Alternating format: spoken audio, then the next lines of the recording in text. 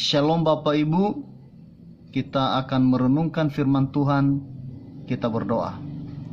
Bapa dalam sorga, kami rindu Roh-Mu menguasai hati dan pikiran kami, agar kami mampu memahami isi hati Tuhan. Dalam nama Yesus kami telah berdoa dan mengucap syukur. Amin. Bapak dan Ibu yang dikasihi Tuhan, yang menjadi renungan kita pada Minggu tanggal 31 Januari 2021 ini terambil dari Injil Lukas pasal 4 ayat 31 sampai ayatnya yang ke-37. Beginilah firman Tuhan di bawah perikop Yesus dalam rumah ibadat di Kapernaum. Kemudian Yesus pergi ke Kapernaum, sebuah kota di Galilea, lalu mengajar di situ pada hari-hari Sabat. Mereka takjub mendengar pengajarannya, sebab perkataannya penuh kuasa. Di dalam rumah ibadat itu ada seorang yang kerasukan setan, dan ia berteriak dengan suara keras, "Hai engkau, Yesus orang Nazaret, apa urusanmu dengan kami? Engkau datang hendak membinasakan kami? Aku tahu siapa engkau, yang kudus dari Allah." Tetapi Yesus menghardiknya, katanya, "Diam, keluarlah daripadanya." Dan setan itu pun menghempaskan orang itu ke tengah-tengah orang banyak, lalu keluar daripadanya dan sama sekali tidak menyakitinya.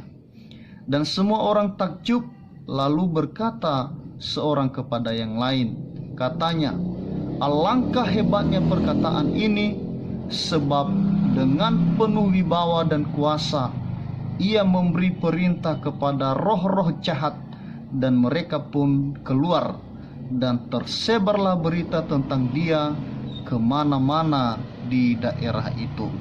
Sejauh demikian sabda Tuhan. Saya menyapa semuanya, Shalom.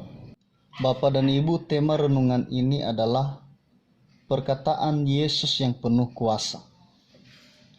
Setelah Yesus ditolak dari Nazaret, yaitu dari kampung halamannya, lalu ia pergi menuju kota Kapernaum.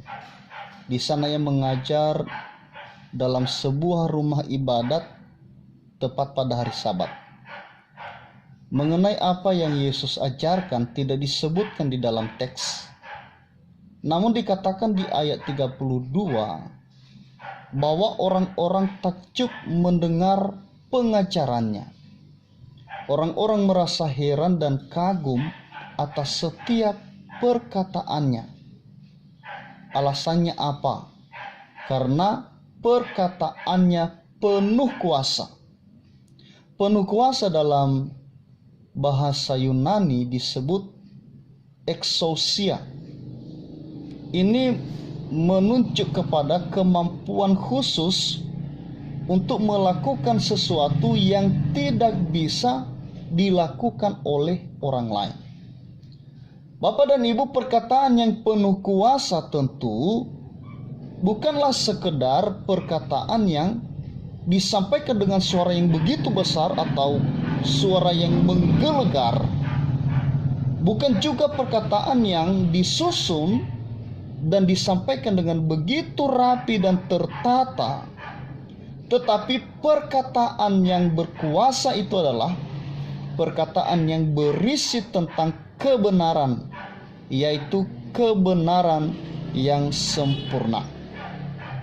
Pada umumnya orang mengajar dengan mengandalkan pengetahuan dan cara berpikir biasa yang tentu sangat terbatas. Namun Bapak dan Ibu, Yesus di sini lebih mengandalkan kuasa Roh Kudus, dan ia sendiri juga hidup dalam kekudusan, sehingga ada kuasa Allah di dalamnya. Dan itulah yang membuat setiap perkataannya berwibawa, berkekuatan menembus dan masuk sampai ke dalam hati nurani manusia. Kehebatan kata-kata Yesus melampaui kehebatan orang-orang besar yang pernah terkenal dalam sejarah umat manusia. Karena Yesus sendiri adalah firman Allah yang hidup. Betapa berkuasanya perkataan Yesus maka terdeteksi rupanya di antara orang-orang yang datang beribadah di Kapernaum itu ada seorang yang kerasukan roh jahat.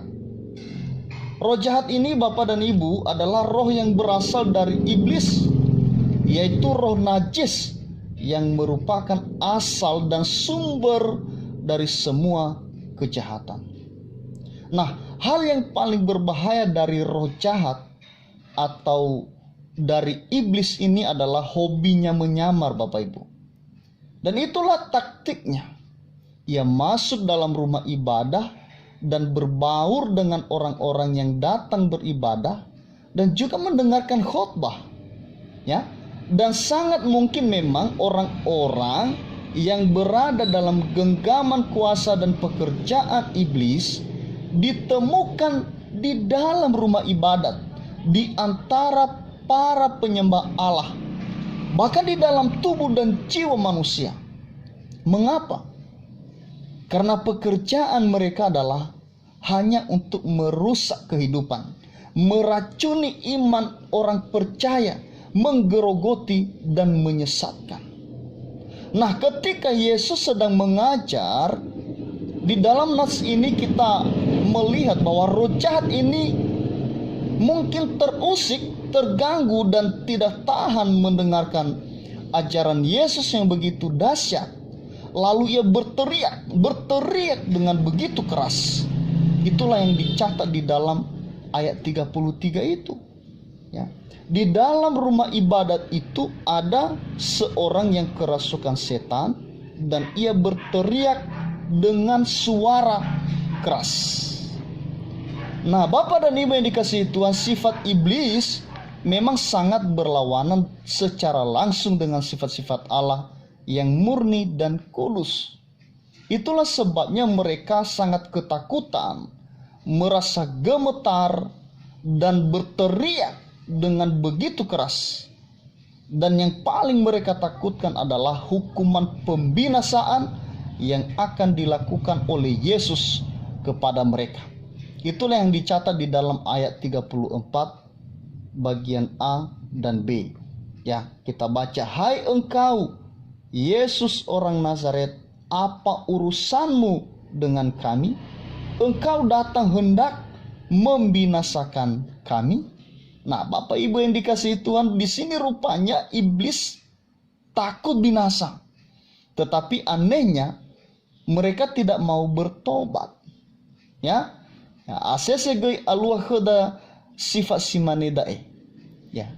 Ada orang takut dihukum tetapi tidak takut melakukan kesalahan.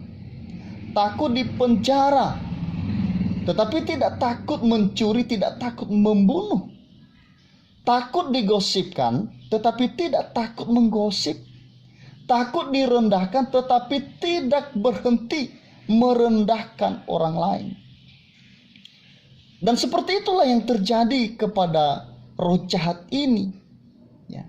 Ia tidak berhenti untuk melawan Allah. Ya. Ia terus melawan, memberontak kepada Allah. Tetapi ia juga takut dibinasakan oleh Allah itu sendiri. Ia takut dihardik oleh Tuhan itu sendiri. Nah, kenapa itu bisa terjadi, Bapak dan Ibu yang dikasihi Tuhan? Ana ba asese alwa baba aurini hasimanedae. Ya. Atau ni huku atau ni penjara tetapi tidak takut membuat kesalahan. Ya, beremelenasa sitetutu da bekhedade. Beremelenasa sitetutu adalah lemana khedafa atau talau lomana hadiah nifalwada. Saya sudah banyak melihat contoh-contoh Bapak dan Ibu yang dikasihi Tuhan. Orang-orang yang begitu banyak cakap, orang-orang yang begitu sok jago, sok berani, ya, ketika tiba pada situasi yang genting langsung KO. Saya begitu banyak melihat video-video di YouTube itu, Bapak dan Ibu yang dikasihi Tuhan, ya, orang-orang yang dengan garangnya, dengan beraninya mengancam para aparat itu, mengancam presiden. Coba mi perhatikan atau mege wa fatwa la ancam lawa eni wa urade hula zingo ira, begitu menakutkan, begitu buas, begitu garang, begitu kuat, ya. Tetapi nano dana tetutu, nano terciduk ira, nano larau ira, no amo moto hula mau nabuat. Da aza sese alua ira amai na batali fuse baba ori niha goi mane ma ade. Ya, lalau maneve fungawala dan ifaluara le peduli hada dania zalua, tapi ketika alua hadaya zalua niado ya ofeta bagi neto yang sulit, maka avinaba da teraso lumanesa ninin nomege. Nah, Bapak dan Ibu yang dikasihi Tuhan, di sini juga ada hal yang begitu menarik Bapak dan Ibu, yaitu pernyataan setan tentang Yesus. Rupanya roh jahat ini, setan ini mengenal siapa Yesus itu Bapak dan Ibu. Mari kita baca ayat 34 bagian C. Ya. Aku tahu siapa engkau, yang kudus dari Allah. Nah, Bapak dan Ibu, setan-setan tahu dan percaya bahwa Yesus Kristus adalah yang kudus dari Allah. Mereka turut bersaksi untuk hal ini. Padahal mereka tidak pernah diperintahkan oleh Allah untuk menjadi saksinya. Nah, tentu ini adalah hal yang begitu baik, bukan? Ini adalah hal-hal yang begitu mulia sebenarnya. Namun coba perhatikan Bapak dan Ibu, bagaimana respon Yesus setelah setan ini atau roh jahat ini mengatakan bahwa Yesus itu adalah yang kudus dari Allah. Mari kita baca ayat 35 bagian A. Ya. Tetapi Yesus menghardiknya, katanya, diam, keluarlah daripadanya. Nah, Bapak dan Ibu yang dikasihi Tuhan, mengapa ini terjadi? Mengapa Yesus justru menghardik? Mengapa Yesus justru marah? Nah, sebenarnya Bapak dan Ibu yang dikasihi Tuhan, iblis atau roh jahat itu menyampaikan itu sebenarnya bukan sebuah pujian, bukan sebuah pengakuan yang benar-benar disampaikan untuk memuliakan Allah. Ya. Tetapi niwa baheda hatea bebe. Ya. Ifaduhu bebenia bale ioe tedenia. Nah, jadi Tuhan begitu tidak terima, tidak senang dengan model seperti ini Bapak dan Ibu yang dikasihi Tuhan. Ya, itulah kalau kita baca misalnya di dalam Matius itu, Matius pasal 15 ayat 8 sampai ayatnya yang ke-9. Mari kita baca dari Matius pasal 15 ayat 8 sampai ayatnya yang ke-9. Ya. Bangsa ini memuliakan aku dengan bibirnya, padahal hatinya jauh daripadaku. Percuma mereka beribadah kepadaku, sedangkan ajaran yang mereka ajarkan adalah perintah manusia. Nah, jadi Allah begitu tidak senang dengan model ya seperti ini Bapak dan Ibu yang dikasihi Tuhan. Nah, makanya Yesus mengatakan, diam, keluarlah daripadanya. Ya, kata diam dalam bahasa Yunani disebut pimoteti, artinya tutup mulutmu. Nah, biasanya kalau kita yang mengungkapkan kalimat ini menandakan bahwa kita sudah begitu marah, kita sudah begitu benci, kita sudah begitu muak. Ya, dan itulah yang terjadi juga bagi Yesus. Ya, begitu muak dengan mulut iblis yang selalu mengeluarkan kata-kata yang tidak berfaedah, kata-kata yang penuh dengan kemunafikan. Itulah sebabnya Yesus membungkam mulut itu dan memaksanya diam untuk melawan keinginannya. Akhirnya Bapak dan Ibu yang dikasihi Tuhan, iblis tunduk terhadap perintah Yesus. Ya, dan orang yang telah disandra, yang telah ditawan oleh setan, telah dibelenggu oleh roh jahat itu akhirnya bebas dan merdeka. Nah, disinilah kita ketahui bahwa kuasa Yesus memang jauh lebih besar dari seluruh kuasa si jahat, dari seluruh kuasa iblis yang mengganggu umat kesayangannya. Nah, Bapak dan Ibu sekaligus juga di sini Yesus menunjukkan ya bahwa Ia begitu kasih terhadap umat ciptaannya. Ia membebaskan orang yang telah dirasuki oleh roh jahat ini, walaupun kita tidak diberitahu seberapa lama orang ini dirasuki, dikuasai, ditawan, disandra oleh roh jahat ini. Tetapi di sini kita melihat bahwa ketika Yesus datang, ya, Ia membawa kemerdekaan, Ia membawa keselamatan. Dan inilah kerajaan sorga itu, yaitu pekerjaan Allah yang menyelamatkan, melepaskan, dan memerdekakan umatnya dari perbudakan si jahat.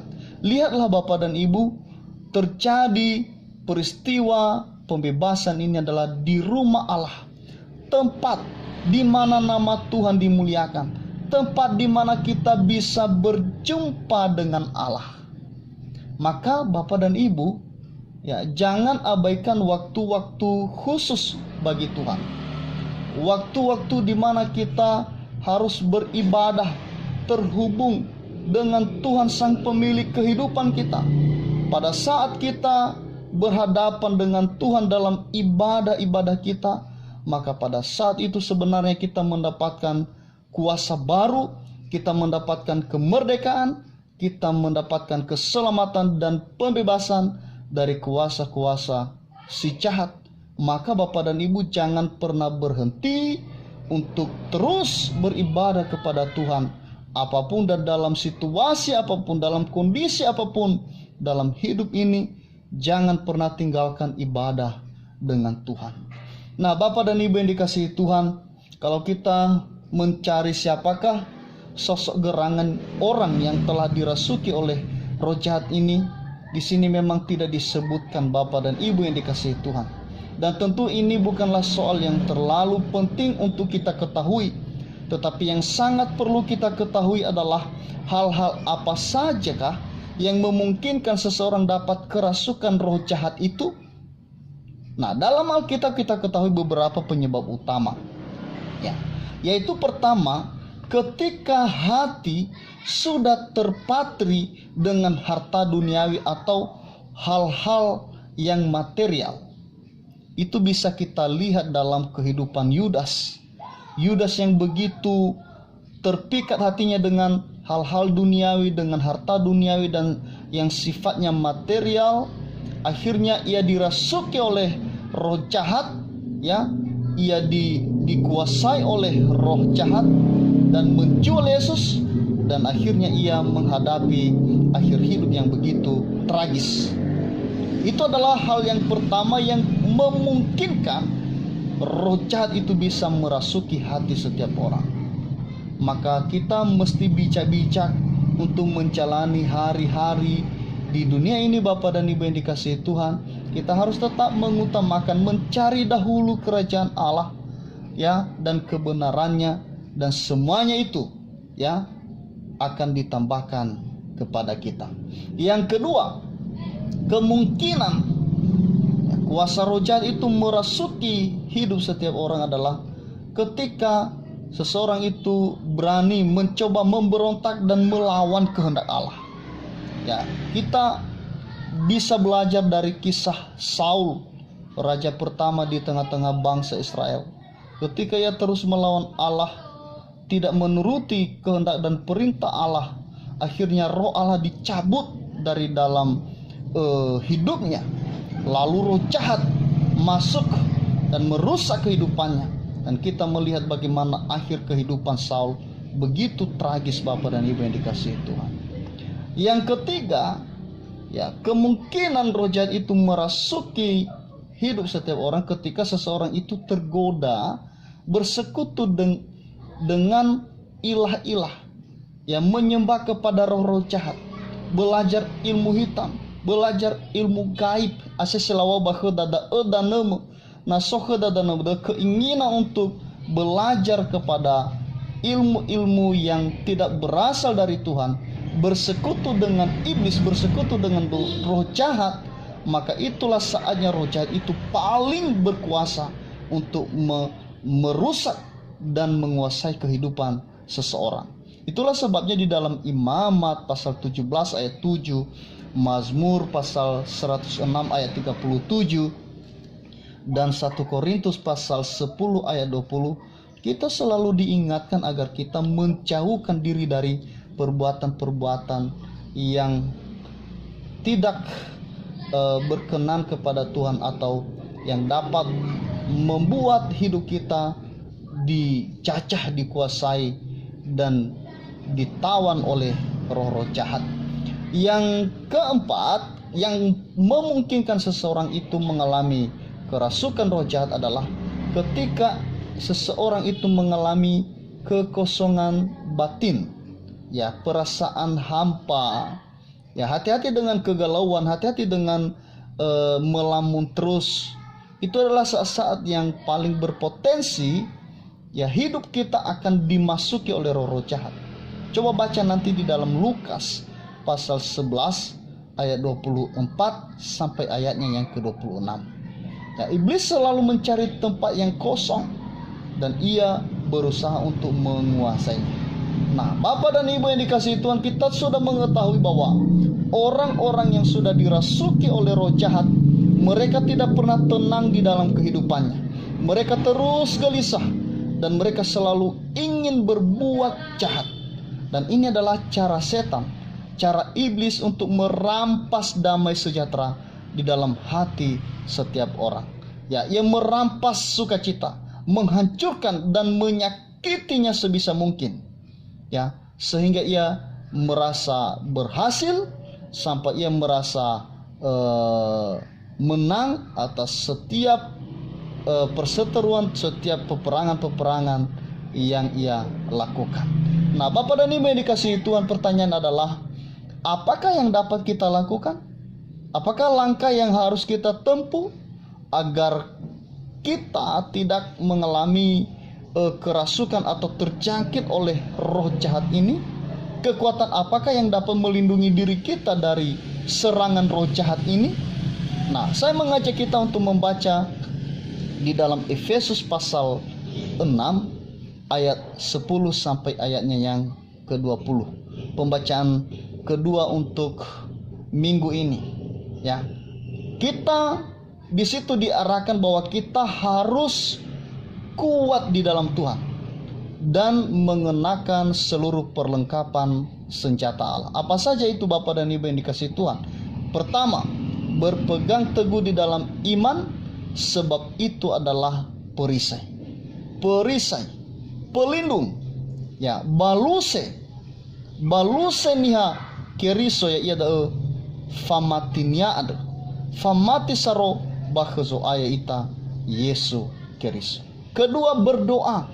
Jangan pernah berhenti berdoa, sebab itu adalah sumber kekuatan bagi kita, ya, sumber damai sejahtera.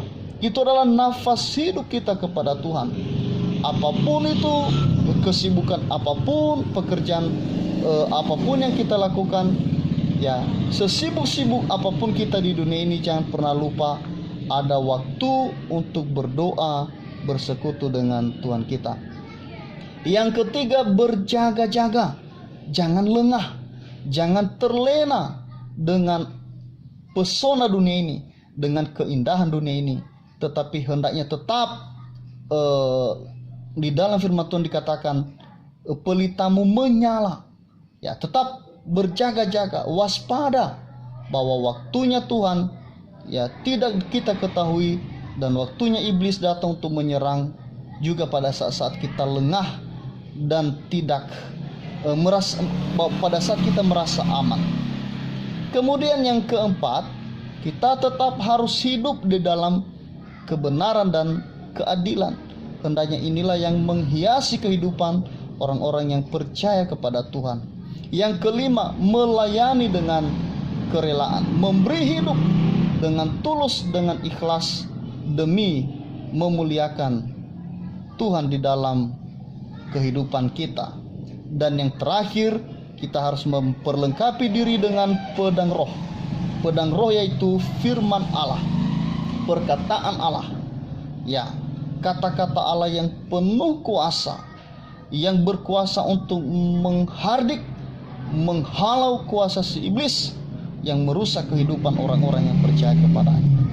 Ya, bukan berarti kita akan seperti Yesus ketika kita membaca firman Tuhan, kita meniru seperti apa yang Ia sebutkan maka iblis langsung mati, tidak.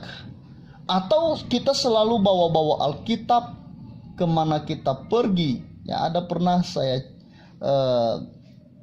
cerita sama seseorang, ya, ia merasa nyaman ketika ia pergi, ia membawa Alkitab. Ia merasa pada saat itu Tuhan bersama dengan dia karena ia selalu membawa Alkitab. Tidur, Alkitab dikasih di dekat bantalnya. Ya, pergi ke sekolah, bawa di dalam tasnya. Tidak seperti itu. Tetapi bagaimanakah firman Tuhan itu dapat menjadi pedang senjata yang dapat menghalau kuasa si jahat dalam hidup kita, itu ketika kita hidup di dalam kebenaran firman Tuhan itu sendiri, menjadi pelaku firman-firman Tuhan itu sendiri, dan itulah nanti akan menjadi sumber kekuatan, sumber keberanian bagi kita untuk menjalani hari demi hari dengan penuh rasa nyaman dan penuh kedamaian.